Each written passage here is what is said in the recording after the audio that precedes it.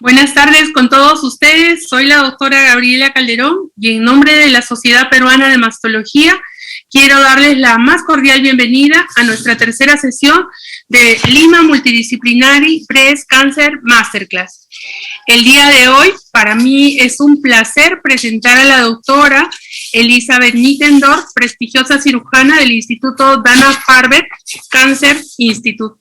La doctora Mittendorf tiene una historia muy bonita porque ella, antes de ser médico cirujano, oncólogo quirúrgico, ella tuvo un servicio activo en los Estados Unidos y luego completó su beca de oncología quirúrgica en el MD Anderson de Cáncer, Texas.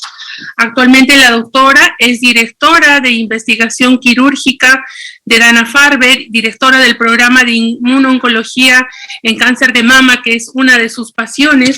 Ella actualmente se encuentra cursando algunos protocolos clínicos como el PRESENT y el uso de las vacunas inductoras de células TCR8 en combinación con trastuzumab.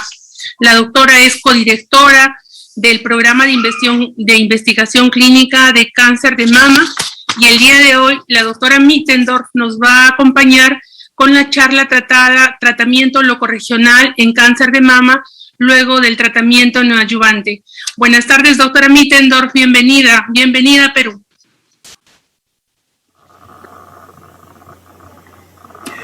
Muchas gracias a los organizadores por invitarme a dirigirme a ustedes en las consideraciones de la terapia locorregional después de la quimioterapia neoadyuvante. Estos son mis conflictos de intereses. La quimioterapia neoadyuvante usualmente se emplea en pacientes con positivos HER2 con cáncer de mama triple negativo. Esto es por una serie de razones, para incluir el hecho de que la respuesta a esta quimioterapia señala el derrotero del pronóstico. Y hay una serie de estudios, algunos de los cuales están resumidos en un metaanálisis publicado por Cortázar y colaboradores, los cuales demuestran que los pacientes que experimentan una respuesta completa patológica que aparecen en la línea azul en estas figuras tienen una mejor sobrevida libre de eventos y mejor sobrevida global en comparación con los pacientes que no tienen una respuesta patológica completa.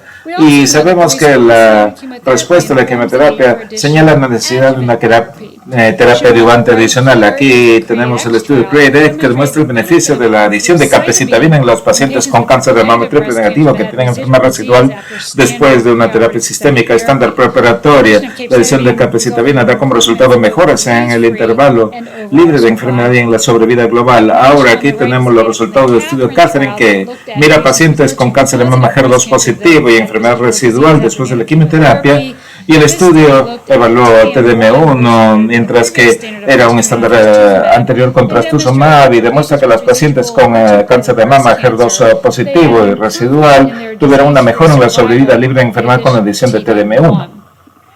¿Y qué es acerca de la terapia locorregional y las consecuencias en la quimioterapia neoadyuvante? Sabemos que en la mayor parte de los pacientes se reduce el tamaño del tumor primario de manera tal que aumentan las tasas de terapia preservadora de la mama. No hay diferencias en la recurrencia locorregional de acuerdo con el tipo de cirugía. Esto aparece en la tabla que está en esta diapositiva, la cual resume los resultados del estudio SBP18 y B19, los cuales son estudios que definen la quimioterapia neoadyuvante. Y también es importante observar que las tasas de recurrencia locorregional no son diferentes en los pacientes que bajan de estadía en la terapia conservada en comparación con los pacientes que son candidatos a una BCT en la presentación. ¿Y qué acerca de las implicaciones en la cirugía axilar? Nosotros sabemos que la quimio neoadyuvante reduce la magnitud de la cirugía axilar requerida. La tabla nos muestra aquí diversos estudios que evaluaron pacientes con clínicamente ganglios negativos, NSBP 18 y 27. Entonces aquí hay diferentes centros de cáncer donde encuentra que los pacientes que reciben la quimio neoadyuvante tuvieron menor probabilidad de tener un ganglio centinela positiva y menor probabilidad de requerir disección de los ganglios celulares si recibieron quimio neoadyuvante antes de ir de frente a la cirugía. En los pacientes que presentan con enfermedad con ganglios positivos, entonces hay tres estudios importantes al respecto. Número acá, ACOSOC-Z 1071 Sentina y el estudio canadiense SNFNAC, los cuales muestran que las pacientes con enfermedad clínicamente de ganglios positivos tienen una respuesta clínica a la quimio neoadyuvante y pueden pasar a la biopsia de ganglios centinela con tasas aceptables de falsos negativos. Pero todavía hay brechas en el conocimiento. Primero, ¿cuál es la modalidad óptima de imágenes para evaluar la respuesta a la quimioterapia? ¿Cuál es la técnica óptima para hacer una biopsia de ganglio centinela?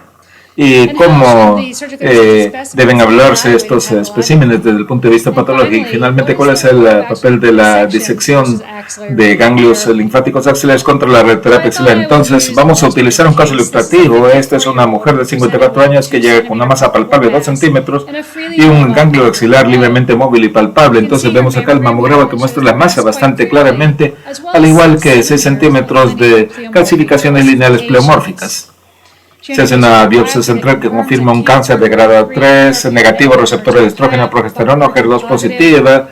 La biopsia estereotáctica de la parte anterior de la calcificación muestra carcinoma ductal in situ. Se hace una aspiración del ganglio palpable, es positivo para metástasis y se coloca un clip en este ganglio normal. El estadio clínico es T2N1, se inicia quimioterapia sistémica con TCHP.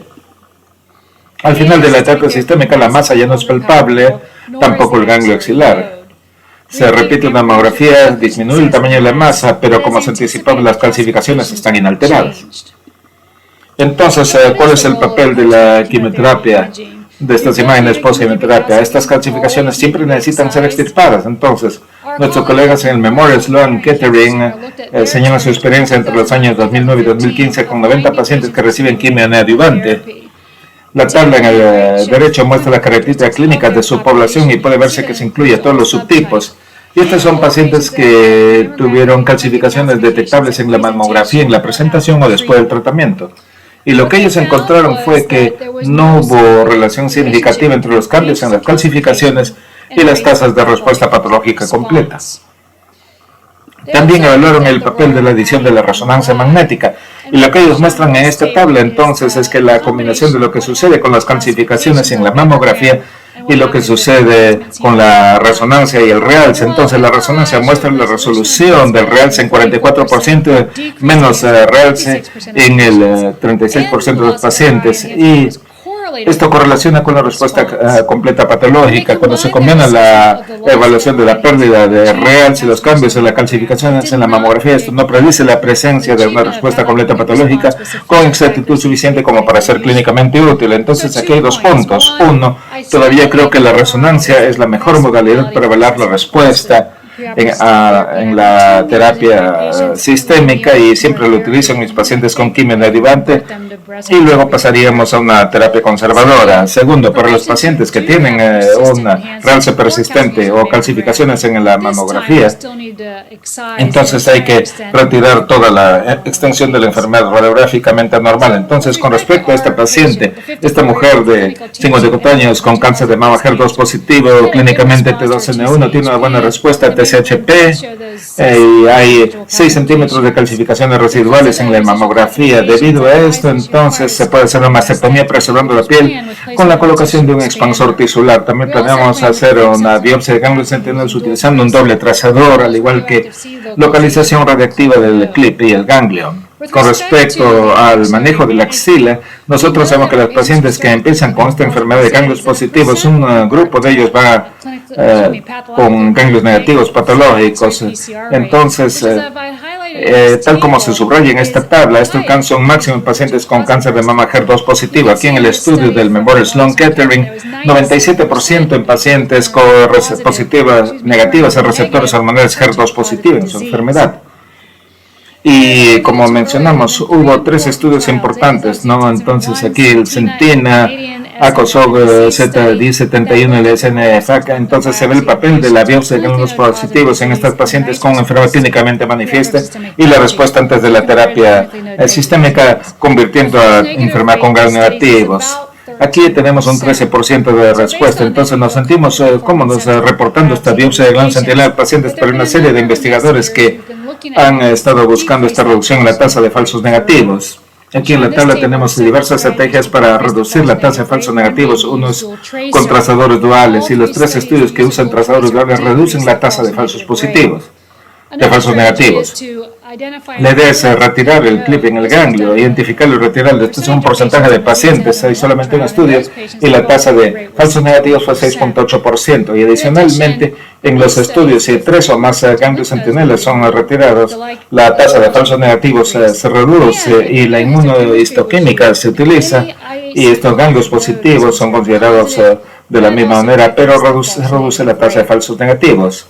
Con respecto a los ganglios con clips, este es un procedimiento que fue liderado por investigadores en MD Anderson, y ellos lo señalan la disección axilar dirigida. Y en su primer reporte de esta técnica, encontraron que el ganglio con clips era un ganglio centinela en 77% de los casos, 70% si se identificaban menos de 3 ganglios centinelas y 84% si se identificaban 3 o más ganglios centinelas. Cuando se ve la tasa de falsos negativos fue 10.6% en ganglios centinelas, 4.2% de los ganglios con clip, pero 2% se asimilaba a ganglio centinela y el ganglio con clip. Nuestros colegas en Memorial Sloan Kettering han seguido la estrategia de retirar 3 ganglios centinela. Y ellos inicialmente reportaron su experiencia con pacientes tratados entre los años 2013 y 2019, donde utilizaron trazadores duales para hacer la biopsia de ganglios centinelas. Encontraron y se identificaron 3 o más ganglios centinelas en el 93% de los casos. Factores asociados con no poder identificar 3 ganglios centinelas incluyeron la presencia de LV y aumento del índice de masa corporal.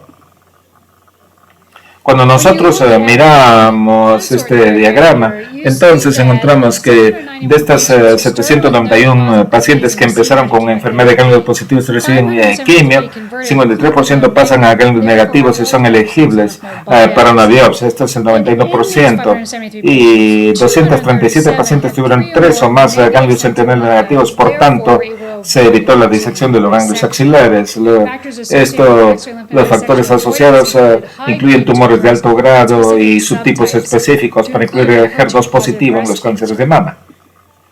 Más recientemente, este grupo ha actualizado su experiencia y reportado los resultados oncológicos. Este es un trabajo que ha sido presentado en el Simposio de Cáncer de Mama de San Antonio por Andrea Barrio el 2020 y ha sido publicado en JAMA Oncology recientemente. Y la experiencia entre junio del 14 y febrero del 2019 son pacientes con enfermedad de ganglios positivos y que han recibido quimioterapia. Pueden identificar 3 o más ganglios centinelas en el 95% de los casos y 3 o más ganglios centinelas que fueron negativos.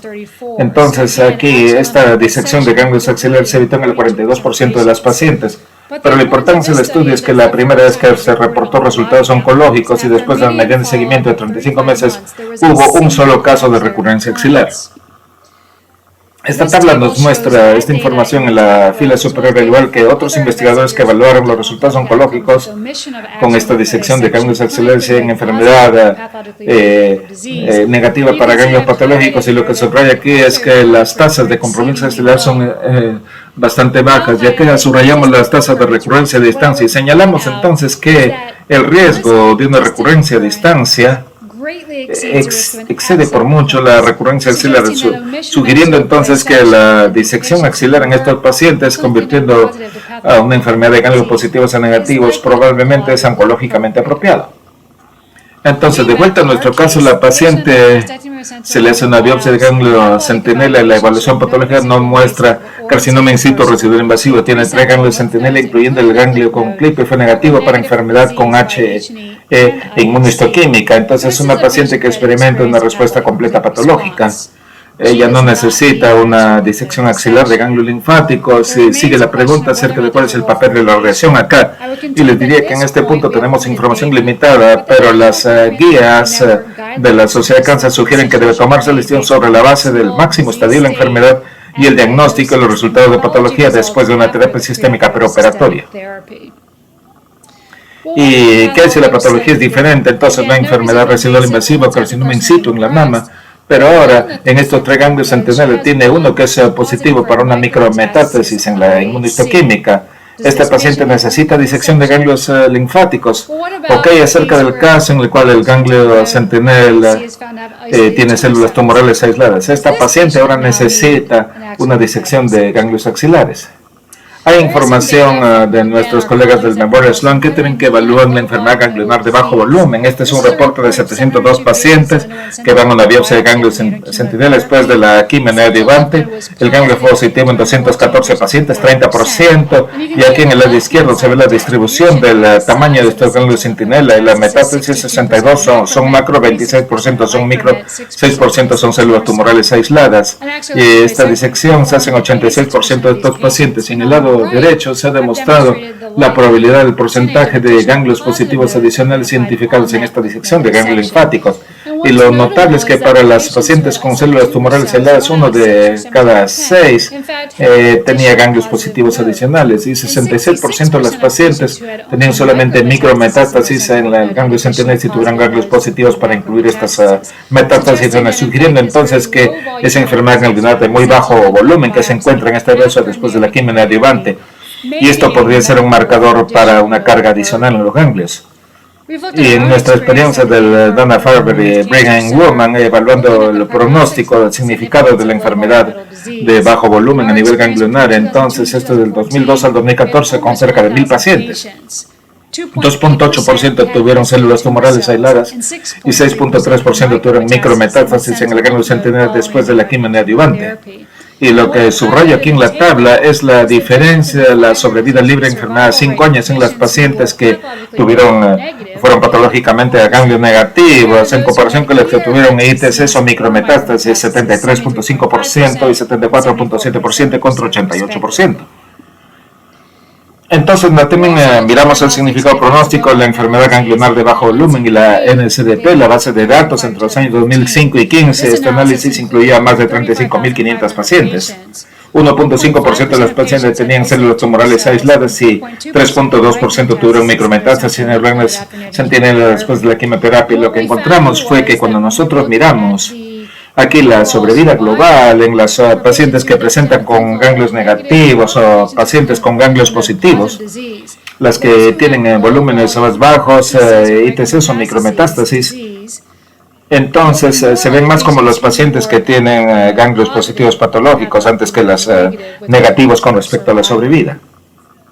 Entonces, para la paciente que tiene las micrometástasis, yo diría que esta paciente, por cierto, necesita una disección de ganglios a nivel axilar, pero la paciente que tiene células tumorales aisladas necesita una disección axilar. En la práctica todavía lo haríamos, pero yo creo que necesitamos más información, particularmente en los subtipos HER2 positivo.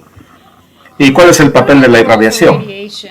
Hay 2 estudios norteamericanos importantes que evalúan la radiación después de la quimio neoadyuvante. Uno es el NSBP-B51 y el otro RTOG-1304. Este es un estudio que apunta a evaluar si la adición de irradiación regional de los ganglios va a mejorar la sobrevida libre de enfermedad invasiva en pacientes con ganglios positivos que convierten en enfermedad patológicamente de ganglios negativos. Aquí está el esquema enrolando pacientes con tumor clínico T1, T3, N1, cáncer de mama que reciben quimio neoadyuvante y que tienen ganglios patológicamente negativos en biopsia de ganglios sentinelas o con disección de ganglios axilares. Hay una serie de factores de estratificación y los pacientes son randomizados para tener esta radioterapia o no. Entonces el estudio ha completado el reclutamiento, esperamos el seguimiento para obtener los resultados del mismo. Un estudio es el Alliance A011202. Este es el estudio que está enrolando pacientes con estos pacientes de ganglios positivos y que siguen patológicamente positivos. El objetivo primario es determinar si la radioterapia axilar no es inferior a la disección de ganglios linfáticos más la radiación. Entonces el esquema se muestra acá, enrolando clínicos T1, T3, N1, cáncer de mama, reciben quimio neoadyuvante, seguidos ellos deben tener ganglios negativos en el examen físico, van a cirugía, incluyendo biopsia de ganglios sentinelales con evaluación patológica intraoperatoria. Y si no hay ganglios positivos en esta evaluación, van a una randomización intraoperatoria para el grupo 1, en cuyo caso se hace la disección de ganglios seguida por radioterapia ganglionar, o segundo, cuando ya no se hace más cirugía axilar y la paciente recibe esta radioterapia. El estudio está continuando el reclutamiento y se anticipa que va a completar el reclutamiento en el 2022 y hay que esperar los resultados. Entonces, concluiré mis comentarios sugiriendo que para los pacientes que reciben esta terapia sistémica preparatoria, lo cual se hace comúnmente en los pacientes HER2 positivo, triple negativo, la modalidad óptima de imágenes para evaluar la respuesta es desconocida, pero yo creo que la resonancia es la mejor herramienta que tenemos en la actualidad, entonces rutinariamente la utilizo para la respuesta en estos pacientes. En los pacientes que tienen calcificación de residuales en la mamografía o NM residual en la resonancia, debe retirarse todas las calcificaciones en NM, de manera tal que esto hace que muchos pacientes requieran una mastectomía. Con respecto a la biopsia de ganglios centinela, técnica óptima es desconocida, pero hay información que sugiere que hay buenos resultados oncológicos extendidos si se retiran 3 o más ganglios y si son patológicamente nativos. Esperamos los resultados oncológicos después de la disección axilar dirigida. Con respecto a la evaluación patológica, todavía pensamos que debe usarse como rutina de la inmunohistoquímica para la evaluación de los ganglios centinelas. La información sugiere que estos micrometástasis de bajo volumen pueden reflejar una carga adicional en los ganglios, y esto tiene significado para el pronóstico.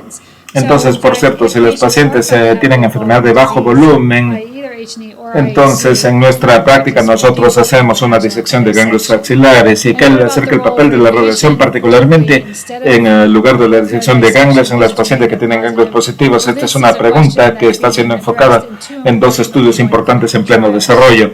Y con eso deseo agradecerles por su atención y esperamos el periodo de preguntas y respuestas. Muchas gracias por vuestra atención.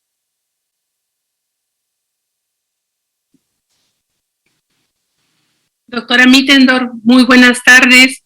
Gracias por compartir esta tarde con nosotros. Yo quería preguntarle si en estas pacientes que son altamente respondedoras y en las que tenemos evidencia de respuesta clínica y radiológica completa, podríamos considerar la eliminación de la cirugía por cáncer de mama. ¿Qué piensa usted?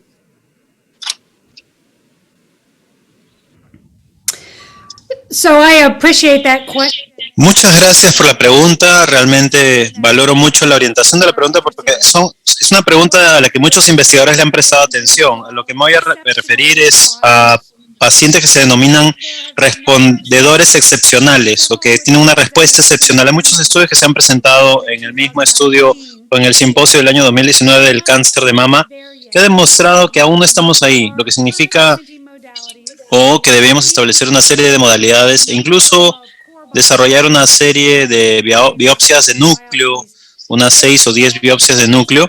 A pesar de ello, hay grupos de pacientes en las que se establece una lobectomía o una resección mamaria, hay remanentes tumorales. Entonces, de hecho, no estamos en un momento en el que podríamos determinar con imagenología o con una toma de una muestra del núcleo de las lesiones, no estamos todavía en la capacidad de poder determinar si es que se puede realizar un abordaje simplemente resectivo o terapéutico. En el MD Anderson vienen trabajando con un protocolo en el que ellos realizan, como usted decía, una biopsia del núcleo, donde estaba la zona marcada por el clip que dejaron inicialmente. ¿Usted cree que esto podría predecir de manera exacta la respuesta de la quimioterapia? Le hacen una forma de biopsia por aspiración al vacío, ¿no? Y en la axila, en la zona que han dejado el clip del ganglio, también le hacen una biopsia trucada.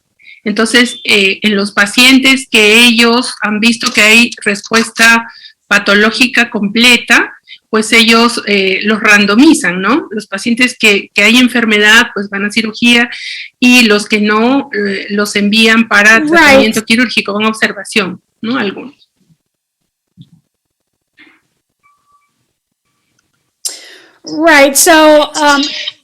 Correcto. Como usted mencionó, yo estuve casi una década en el MD Anderson antes de mudarme a Boston y estuve involucrada con esos trabajos tempranos con el doctor Henry Cure para tratar de establecer esa estrategia. Una de las cosas que me gustaría resaltar es que en los primeros estudios, 2 de cada 15 pacientes tuvieron enfermedad residual tras la lobectomía. Esto significa que el Dr. Cure consideraba que eso era suficiente evidencia para pasar a un estudio clínico aleatorio, y la aleatorización era para determinar, para recibir radiación. No es solamente observación, sino es cirugía o radiación. Pero hay una serie de personas que se sintieron más cautas al respecto de este abordaje, porque mientras el Dr. Curran estaba realizando ese pequeño estudio en el MD Anderson, un estudio mucho más grande se estaba realizando a través del NRG, que es un grupo cooperativo que tenía cientos de pacientes, y mostró que existía un riesgo mayor al que ellos se sentían cómodos de enfermedad residual. Así que realmente estoy ansiosa de escuchar los resultados del MD Anderson, pero creo que todavía hay mucho escepticismo alrededor. Creo que deberíamos desarrollar sistemas de imagenología mucho más sofisticados o terapias mucho más sofisticadas. No estoy totalmente segura qué es lo que sería necesario, pero creo que tenemos que mantener nuestra atención alerta. Entiendo la lógica de la segunda parte de la pregunta. No quisiera operar a un paciente que no sea necesario, en lo que no sea necesario, pero prefiero tomarme 20 minutos en realizar una lobectomía. No será el fin del mundo para estas personas si es que tomamos este, digamos, mecanismo extra de precaución para esos pacientes. Gracias, doctora Mittendorf. Y otra pregunta que nos ha llegado es en relación a la disección axilar selectiva. En Dana-Farber, ¿cómo es el método para realizar disección axilar selectiva? ¿Cuál es el método? Bueno, creo que a lo que se refiere es a lo que hacemos en pacientes que empiezan como clínicos no positivos y luego se vuelven nodo negativos luego de la terapia inicial o la terapia integral. Aquí sugerí en mi conferencia que hay diferentes instituciones en los Estados Unidos que tienen diferentes estrategias.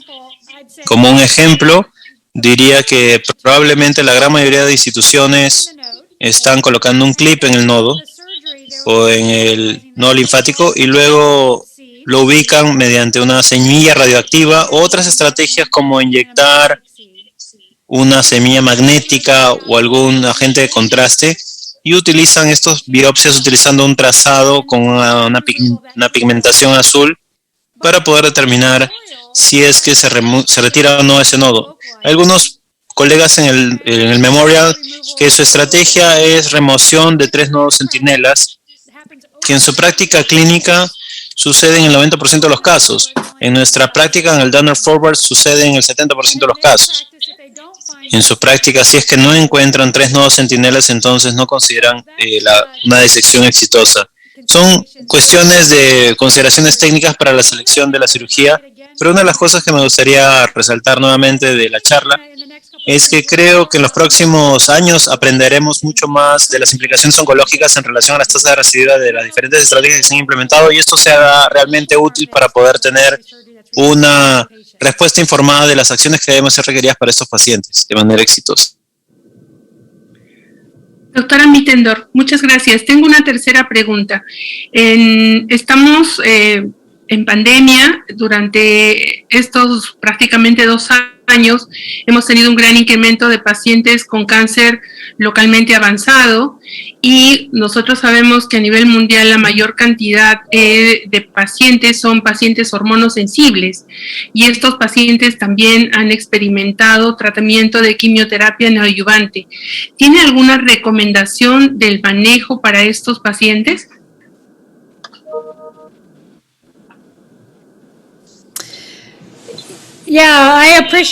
Sí, le agradezco mucho la respuesta, y sí hay que ser considerados en la forma en la que podemos abordar a estos pacientes durante la pandemia. Nosotros hicimos algo que parece ser muy similar a los pacientes que tenían ER positivo. Cuando no éramos capaces de operar o darles algún tipo de tratamiento quimioterapéutico, lo tratábamos con una terapia endocrina. Y esto podría ser un poco particular porque no tenemos muchos datos sobre la remisión de un paciente que tiene un tratamiento neoadyuvante, y en este tipo de situaciones tratamos como si tuvieran una cirugía previa. Se tratan de solamente 1 o 2 nodos centinelas positivos. Tratamos de utilizar el S11 o los datos de Emerald que sugieren que para ese tipo de nodos no se requiere una disección completa. Ahora, si es que tuviéramos que hacer quimioterapia, si le damos quimioterapia, como todos sabemos, estos positivos a hormonas no responden muy bien a la quimioterapia, pero en una situación como esta utilizaría los mismos datos o algoritmos que utilizamos para cualquier tipo de cáncer de mama, y mi decisión será informada por el S179, como lo establece el C-Trial de Health Canada. Gracias, doctora Mittendorf. Si el auditorio tuviera alguna pregunta, por favor, escribirla a través del chat.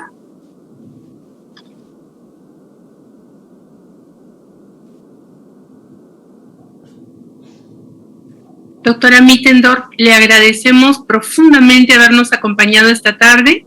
Es un placer para nosotros contar con su presencia.